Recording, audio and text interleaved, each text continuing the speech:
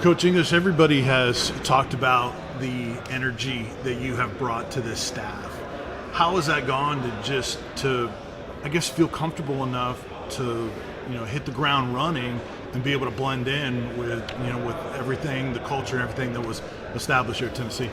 I think it just boils down to the fact that we have unbelievable kids. I mean, great young men that are really coachable, love to be around, love to work with, and Coach Barnes has created a culture here where of respect, of coachability, of hard work, and if kids know, man, kids know if you work hard, they know if you want them to succeed, they know if you love them, and if you have those three things, you pretty much have carte blanche to be you, be you. They sense no ego. It's not about me. It's a staple of our program, Enom. It's not about me. It's said every day. It's plastered all over the walls. And it's really not. It's all about them. So any energy or passion I have is just, I guess the genesis of it is wanting them to succeed. Are there times where, because a number of people have said, well, he can still play, and that doesn't surprise me, but are you in there at times, like, jumping in and actually showing them in scrimmages and things like that? I haven't got out there as much as I have been having the itch the last few days, a week to get in there. I've really been wanting to, because practice have just been so competitive and fun, and kind of missed it a little bit. But I'd say I teach through demonstration a little more now, because sometimes I just can't find the words, but I can show them. In the off season, spring, and I'll play them in the summer. I'll play the guys 1-on-1 or 5-on-5 with them within our hours. Not so much in season. I'd hate to be someone to come down on my ankle and twist someone's ankle or anything like that. So in season, I kind of stay away a little bit. Out of season, I kind of get in there with them a little more than usual.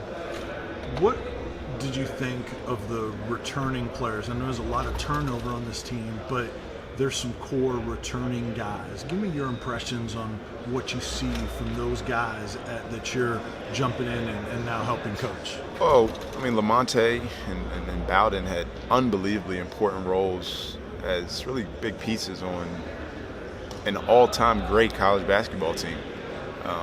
Eve Pons and John Fulkerson had great moments last season, and they have unbelievable ability. Just happened to be playing behind two of the best players in the history of UT basketball. Jalen Johnson is one of the most gifted athletes I've ever seen. He's 6'6", freak athlete, and a really good-looking jump shot. So they're all great guys. They've just been, pieces on really, really great teams in the past. And now I think it's time for them to take a step up, how some guys on Coach Barnes' teams have always done. Be it Grant Williams as a freshman, Aaron Schofield as a junior, Kyle Alexander the last 2 years, Jordan Bone as a sophomore. Players emerge into who they'll become. And I think all those guys, all those returners, have an opportunity to do that on this year's team. I know Coach Barnes' teams are always about defense first. What else are going to be some of the identities of this basketball team? I think toughness, speed, and selflessness, playing the right way. Coach Barnes is a purist, I think, when it comes to basketball. He hasn't conformed to the trends of layups or threes. The third most efficient team in the country last year in offensive rating, and shot an unbelievable amount of long twos. So I love that.